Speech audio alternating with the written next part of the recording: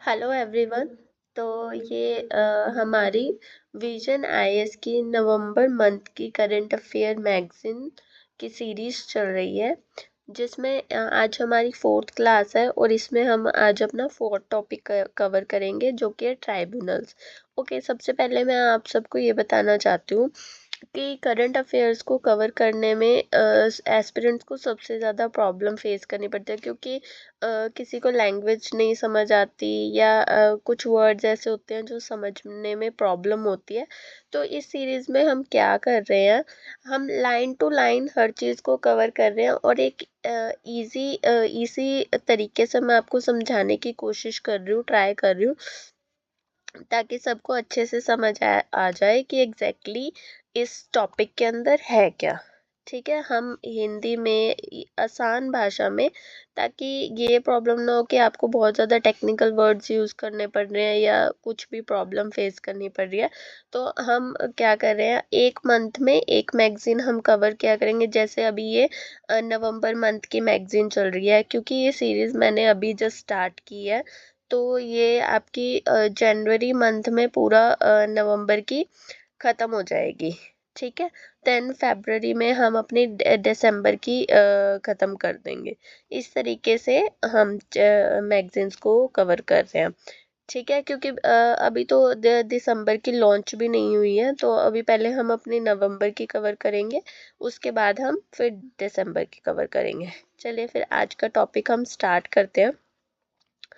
Tribunals. अब ये news में क्यों है, क्योंकि recently SC struck down tribunal reforms act 2021 relating to appointments, tenure and service conditions of members of various tribunals. अब इसका मतलब क्या है कि हाल ही में सुप्रीम कोर्ट ने ट्राइब्यूनल रिफॉर्म्स एक्ट 2021 को रद्द कर दिया है। रद्द कर दिया मतलब स्ट्राइक डाउन कर दिया है। ये कानून किस चीज़ के लिए था? ये कानून ट्रिब्यूनल के सदस्यों के अपॉइंटमेंट, टेन्योर और सर्विस कंडीशन से जुड़ा हुआ था, कि जो भी ट्रिब्यूनल के सदस्य होते हैं उनकी नियुक्ति, कार्यकाल और सेवा की जो उनकी सर्विस कंडीशंस है, उससे रिलेटेड ये कानून था। इसका मतलब क्या था एग्जैक्टली हम इजी लैंग्वेज में समझे थे तो, सरकार ने जो ये नया कानून बनाया था, सुप्रीम कोर्ट ने अब उसे गलत माना है। ठीक है, बहुत सीधी और आसान भाषा में ये है कि सुप्रीम कोर्ट ने इस कानून को गलत माना है। अब की हाइलाइट्स क्या है जजमेंट के? First is legislative override over judicial directions. इसका मतलब क्या है, सरकार ने एक ऐसा कानून बनाया जो सुप्रीम कोर्ट ने जो पहले कभी फैसले दिए थे उनके खिलाफ है। अब इसे पूरा पढ़ के पहले चेक करते हैं। एज पर SC the 2021 act contradicts binding judicial pronouncements that repeatedly clarified the standards relating appointment, tenure and functioning of tribunal members. Earlier in 2020 Madras Bar Association case, MBA case, SC had struck down the tribunal rules 2020, and in 2021 Madras Bar Association case, the court struck down the Tribunal Reforms Ordinance 2021. अब इसमें क्या है, सरकार, इसका मतलब ये है कि सरकार ने ना ऐसा कानून बनाया है जो सुप्रीम कोर्ट ने जो पहले फैसले दिए थे उनके खिलाफ था। अब 2020 में Madras bar association case 4, Madras bar association case 4 में सुप्रीम कोर्ट ने ट्राइब्यूनल रूल्स 2020 को रद्द किया था। ओके, और 2021 में MBA Madras bar association case 5 में सुप्रीम कोर्ट ने ट्राइब्यूनल रिफॉर्म्स ऑर्डिनेंस 2021 को भी रद्द कर दिया था। ठीक है, फिर भी सरकार ने अब क्या किया है, वही बातें नया कानून कौन सा, ट्राइब्यूनल रिफॉर्म्स एक्ट 2021 में सेम बातें डाल दी हैं। ठीक है, अब सुप्रीम कोर्ट ने क्या कहा है, सरकार जो है वो कोर्ट के फैसलों को नजरअंदाज अब नहीं कर सकती। ठीक है, तो ये चीज़ है। Next his next point is against the doctrine of constitutional supremacy. अब ये देखते हैं क्या, the act falls to remove the defects identified in prior judgments and instead reenacts them under a new label. This violates the constitutional principles of separation of powers and judicial independence. अब इसका मतलब क्या है, जो हमारा संविधान है वो सबसे ऊपर है, सरकार भी उससे ऊपर नहीं है, ना ही हमारी पार्लियामेंट उससे ऊपर है, ठीक है। तो कॉन्स्टिट्यूशन हमारा सबसे ऊपर। ये जो नया कानून है वो जो पुराने जजमेंट्स हैं उनकी कमियों को दूर नहीं कर रहा, बल्कि उन्हीं जो सेम मिस्टेक्स पुराने ऑर्डिनेंस या इन चीज़ों में थी उन्हीं को दोबारा से लागू कर रहा है, ठीक है। इससे जो होता है, जो सेपरेशन ऑफ पावर है और जुडिशियल इंडिपेंडेंस है उसका भी उल्लंघन होता है, ठीक है। ये वॉयलेट कर रहा है उस चीज को। नेक्स्ट क्या बोला है, नेक्स्ट हाईलाइट किया जजमेंट की present status. Supreme court held that until the parliament enacts a new act giving effect to its direction in the previous judgments, the directions given in the previous MBA 4 and MBA 5 case will continue to operate. Supreme court ने क्या कहा है, जब तक संसद हाँ parliament इनेक्ट्स a new act. अब supreme court ने क्या कहा है, जब तक संसद नया और सही कानून नहीं बनाती तब तक पुराने फैसले जो भी MBA 4 या MBA 5 में दिए गए हैं उनके निर्देश ही लागू रहेंगे, ठीक है। यानी मतलब कोर्ट ने जो पहले अपना आदेश दिया था, सुप्रीम कोर्ट ने जो पहले अपना जजमेंट दिया है वही फिलहाल एक्टिव रहेगा, वही चलेगा। जो डायरेक्शंस या जो जजमेंट सुप्रीम कोर्ट ने दी हुई है पहले इन चीज़ों पर वही कंटिन्यूटी में रहेंगी, कुछ चेंज नहीं होगा अभी। National tribunal commission, the court directed the union to form a national tribunal commission within a period of 4 months. Supreme court ने सेंट्रल गवर्नमेंट को क्या निर्देश दिया है कि 4 महीने के अंदर नेशनल ट्राइब्यूनल कमीशन को बनाओ। ये जो अब कमीशन बनेगा ये ट्राइब्यूनल की जो नियुक्ति या कामकाज होगा ना, ये ट्राइब्यूनल अब उन चीज़ों को देखेगा, ठीक है। अब देखते हैं ट्राइब्यूनल रिफॉर्म्स एक्ट 2021 क्या है। फर्स्ट देखते हैं tenure and age limit. 4 year tenure with the minimum age limit of 50 years for appointment. Tenure और एज लिमिट जो है उसको देखते हैं। इसमें बोला है टेन्योर होगा 4 साल और एज लिमिट होगी 50 ईयर्स। तो सुप्रीम कोर्ट की जजमेंट देखते हैं सेम पर। सुप्रीम कोर्ट ने क्या बोला है, tenure, fixed tenure of 4 years insufficient to secure independence of tribunals.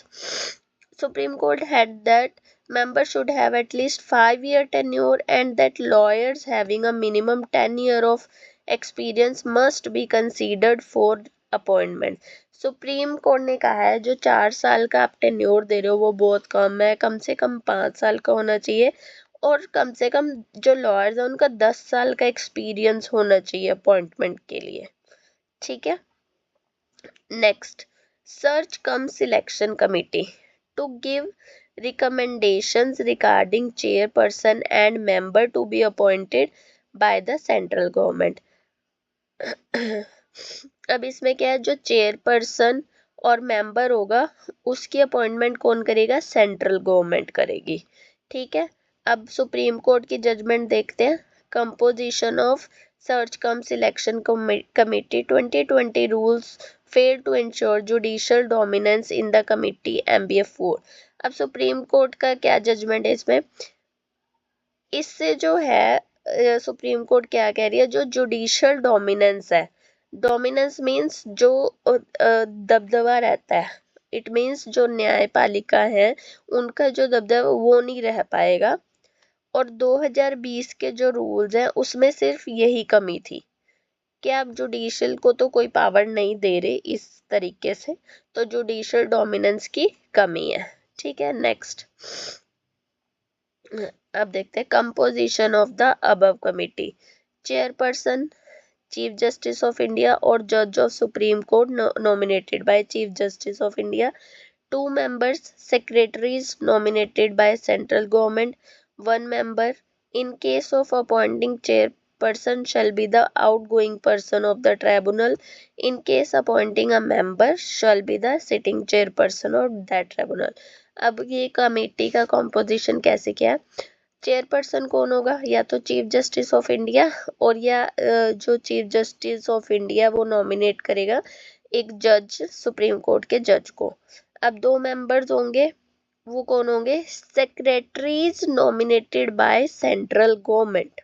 Secretaries nominated by central government. अब 1 मेंबर कौन होगा?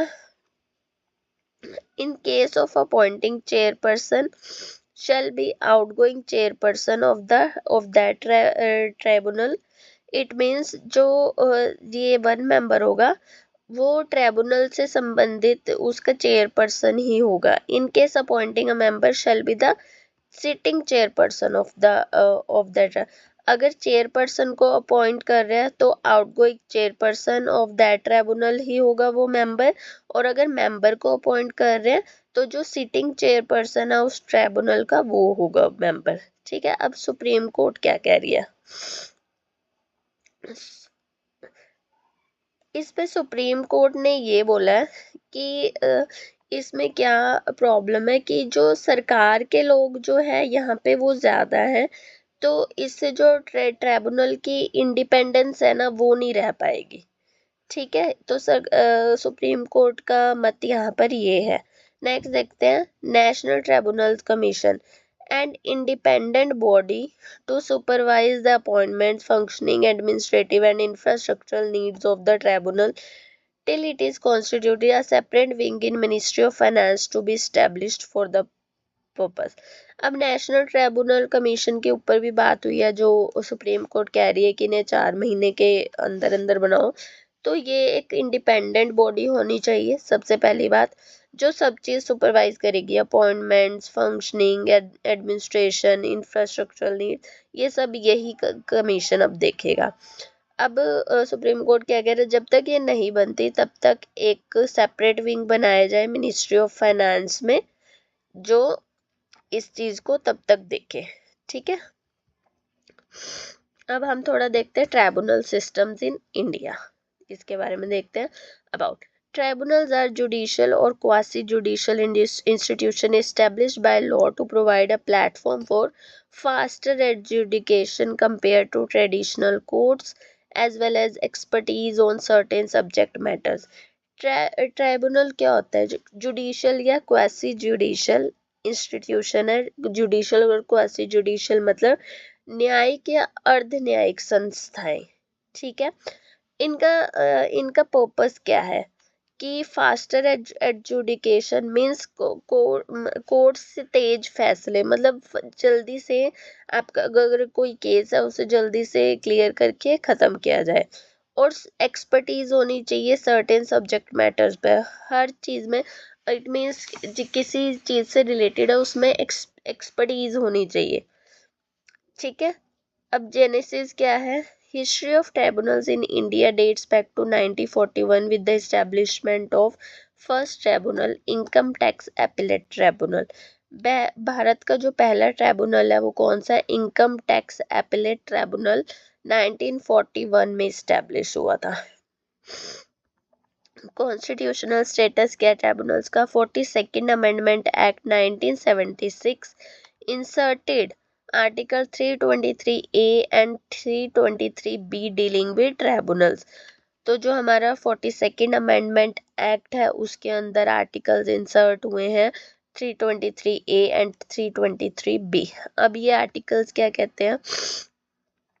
Article 323A empower parliament to constitute administrative tribunals both at center and state level for adjudication of matters concerning recruitment and service conditions of public servants। Article 323A क्या कहता है कि parliament को ये empower करता है कि एडमिनिस्ट्रेटिव एडमिनिस्ट्रेटिव मीन्स प्रशासनिक ट्राइब्यूनल बनाई जाए both at central and state level पर, जो क्या करती है जो किससे रिलेटेड होंगी, सरकारी कर्मचारियों की भर्ती और सर्विस से रिलेटेड अगर कोई प्रॉब्लम है, सर्विस कंडीशन का कोई विवाद है, उससे रिलेटेड ये ट्राइब्यूनल्स देखेंगी। ठीक है। Article 323B specified certain subjects like taxation. अभी हमने ऊपर बात की थी ना, एक्सपर्टीज होनी चाहिए। एक्सपर्टीज का मतलब यही है कि इनको पर्टिकुलर एक चीज दे दी है कि आपको इस चीज से रिलेटेड देखना है। ठीक है। अब 323B में क्या देख रहे हैं, taxation, land reforms for which parliament और स्टेट लेजिस्लेचर में constitute tribunals by enacting a law.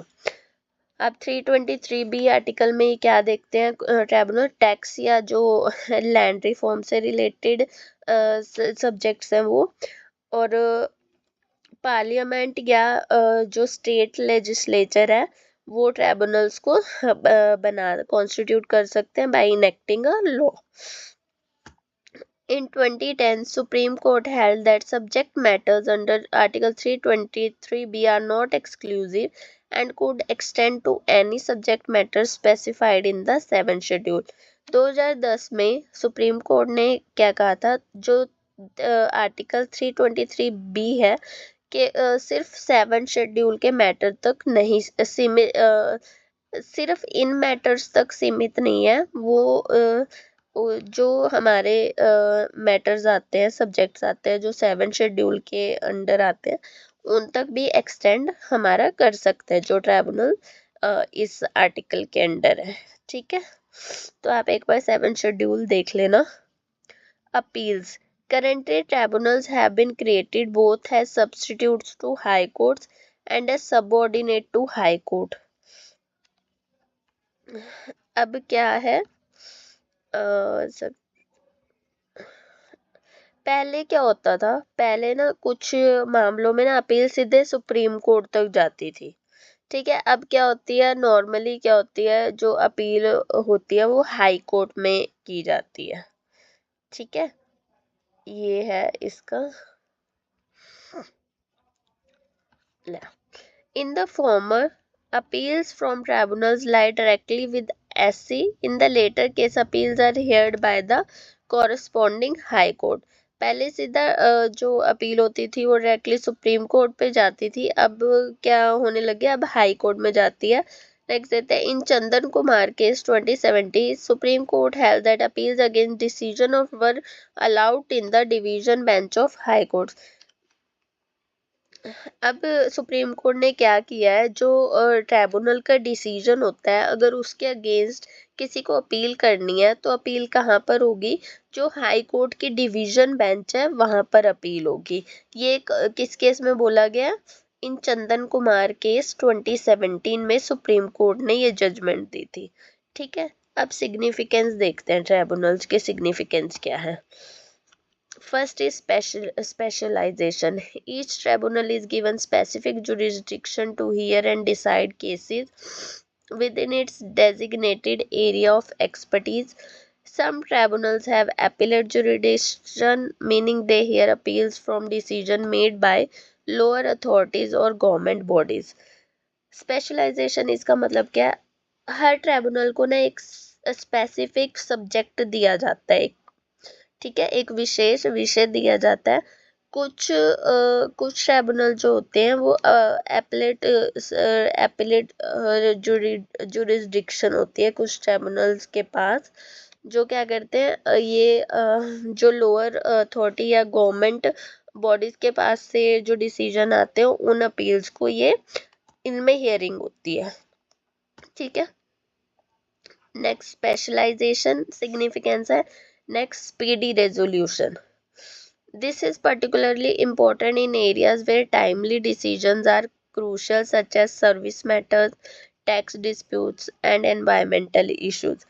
Service matter, tax या जो एनवायरनमेंट जैसे इशू है उसमें जल्दी फैसला ज़रूरी होता है, तो स्पीडी रेजोल्यूशन ये सिग्निफिकेंस है।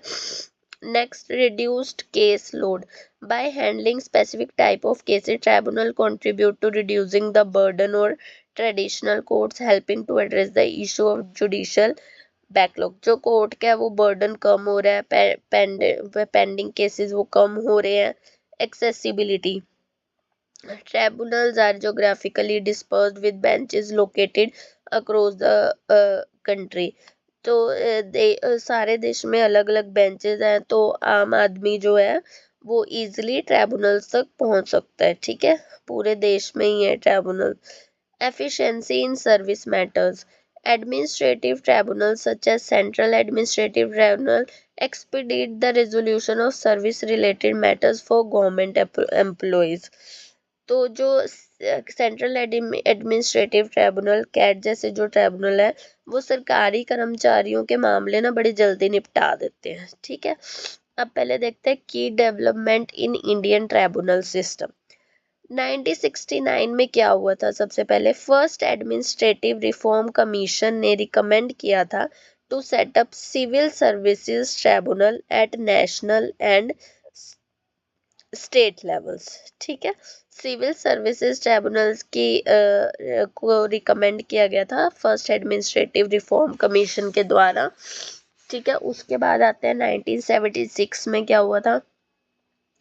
स्वर्ण Singh committee recommended setting up administrative tribunals at national and state level to adjudicate on service matter based on which 42nd amendment was passed। तो स्वर्ण सिंह कमेटी ने जो रिकमेंडेशन दी थी उसके बेसिस पे हमारा जो है 42nd अमेंडमेंट एक्ट पास हुआ था। ठीक है, 1980 में क्या हुआ? Several tribunals were established under different acts including Central Administrative Tribunals, Securities Appellate Tribunal for appeals over financial sector regulators etc। 1980 में क्या हुआ? बहुत सारे हमारे कई जो है ट्राइब्यूनल बन गए थे। ठीक है, उसके बाद 2017 में आते हैं finance act reorganise tribunals based on functional similarity, reducing their number from 26 to 19, delegating power to central government to make rules regarding qualification, appointments etc। तो फाइनेंस एक्ट ने क्या किया? ट्राइब्यूनल्स का पुनर्गठन मतलब रीऑर्गेनाइज किया। ठीक है, और इनके नंबर रिड्यूस करके 26 से 19 हो गए। ठीक है, उसके बाद 2021 में क्या हुआ? Tribunal reforms, rationalisation and conditions of service bill abolishes 9 tribunals and transfer their functions to existing judicial bodies mainly high court। Tribunal reforms act आया जिसमें क्या हुआ? कई ट्राइब्यूनल्स जो है वो खत्म हो गए। ठीक है, नेक्स्ट देखते हैं constitutional balance between judicial independence and parliamentary sovereignty in India. First is system of checks and balances. India's constitutional framework distributes power amongst three branches of government, establishing an interplay between administrative sovereignty and judicial supremacy. While the parliament could debate on policies, financial allocations, and implementation issues, the judiciary decides on the constitutionality and legality of executive action. अब संसद हमारी क्या करती है? नीति बनाती है। ठीक है, हमारी पॉलिसीज जो है वो कौन बनाती है? पार्लियामेंट। सरकार क्या करती है? उन पॉलिसीज को लागू करती है। ठीक है, सरकार क्या करती है? उनको इम्प्लीमेंट करती है। अब उसके बाद जुडिशरी क्या करती है? वो उनकी constitutionality and legality of executive ये चेक करती है। ठीक है, उनकी कॉन्स्टिट्यूशनैलिटी एंड लीगैलिटी को चेक कौन करता है? जुडिशरी करती है। तो तीनों के अपने अपने काम है ना, अलग अलग से। तो यही है system of checks and balances. Next, constitutional supremacy. It acts as the anchoring principle, rejecting rigid scales between parliament and judiciary, making them both inferior to the constitution। इसका मतलब क्या है?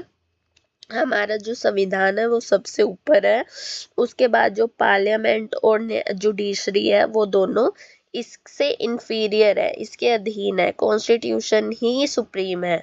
Next, judicial review. Article 13 prohibits the state from making laws that violate fundamental rights, and through judicial review, judiciary can declare any law violate of basic structure or fundamental rights as unconstitutional. कोई भी अगर कानून जो है, अगर संविधान, constitution या fundamental rights के खिलाफ है, तो कोर्ट क्या है, उसे कभी भी रद्द कर सकती है। ठीक है, अगर वो कॉन्स्टिट्यूशन या फंडामेंटल राइट्स के अगेंस्ट है, वॉयलेट करता है, तो जुडिशरी क्या करती है, कोर्ट क्या करती है, उसे रद्द कर देती है। ठीक है। Limitations on parliaments amending power.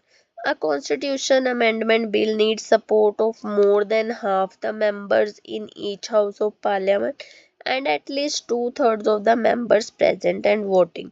Additionally, ratification by more than half the states is requirement for amendment that affect power of states and judiciary. Further, parliament cannot amend the basic structure of the constitution. इसमें क्या, जो parliament है वो हमारी क्या कर सकती है, कॉन्स्टिट्यूशन अमेंडमेंट कर सकती है, लेकिन जो है बेसिक स्ट्रक्चर कॉन्स्टिट्यूशन का चेंज नहीं कर सकती। ये लिमिटेशन है पार्लियामेंट के अमेंडिंग पावर पे। अमेंड कर सकते हो बट कॉन्स्टिट्यूशन का जो बेसिक स्ट्रक्चर है उसे नहीं आप चेंज कर सकते। Next is immunity to the members. Constitution guaranteed protection to parliamentary proceeding and to members of parliament who enjoy immunity from court proceeding for anything said or voted in the parliament. Similarly, the conduct of SC or SC judge cannot be discussed in parliament unless a motion for removal is under consideration. अब क्या है, जैसे parliament में जो member of parliaments होते हैं, सांसद होते हैं, तो जो पार्लियामेंट में कुछ जो भी शब्द बोलते हैं उन पर उनको इम्यूनिटी है, उन पर उनके अगेंस्ट कोई एक्शन नहीं हो सकता। सेम इसी तरीके से जो सुप्रीम कोर्ट और हाई कोर्ट के जज हैं, उनके किसी डिसीजन पर पार्लियामेंट में कोई डिस्कशन नहीं हो सकती जब तक कि उनको हटाने का कोई मोशन, कोई प्रस्ताव न रखा जाए। ठीक है, तो इसलिए ये जो मैम ये है, इनको इम्यूनिटी प्रोवाइड की गई है। ठीक है। नेक्स्ट, अब कंक्लूजन क्या है। While there have been instances of judicial activism and parliamentary legislations overriding court ruling, a healthy convention respecting the boundaries of each is essential to ensure that neither institution holds absolute power. तो इसमें क्या है, जो parliamentary legislation है और जो judicial activism है, वो दोनों ही ज़रूरी है। ठीक है, लेकिन दोनों को अपनी जो इनकी बाउंड्रीज है उसमें रहना चाहिए। ठीक है, respecting the boundaries of each, ताकि कोई भी नाइदर इंस्टीट्यूशन हो, ताकि कोई भी इंस्टीट्यूशन ऐसा ना बन जाए जिसके हाथों में एब्सोल्यूट पावर आ जाए, मतलब सारी पावर एक ही इंस्टीट्यूशन के हाथ में आ जाए। इसलिए जो दोनों है, हमारी पार्लियामेंट, सरकार या जो हमारी जुडिशरी है, उनकी को अपनी अपनी पावर का अच्छे से यूज़ करना चाहिए और दूसरे के पावर को कम करने के लिए कुछ नहीं करना चाहिए, और बाउंड्रीज दोनों को अपनी अपनी बाउंड्री में रह के काम करना चाहिए। That is essential. ओके, तो हमारा आज का 4 टॉपिक फिनिश होता है। कल हम अपना 5th टॉपिक स्टार्ट करेंगे। तो आज के लिए that's it. Thank you so much.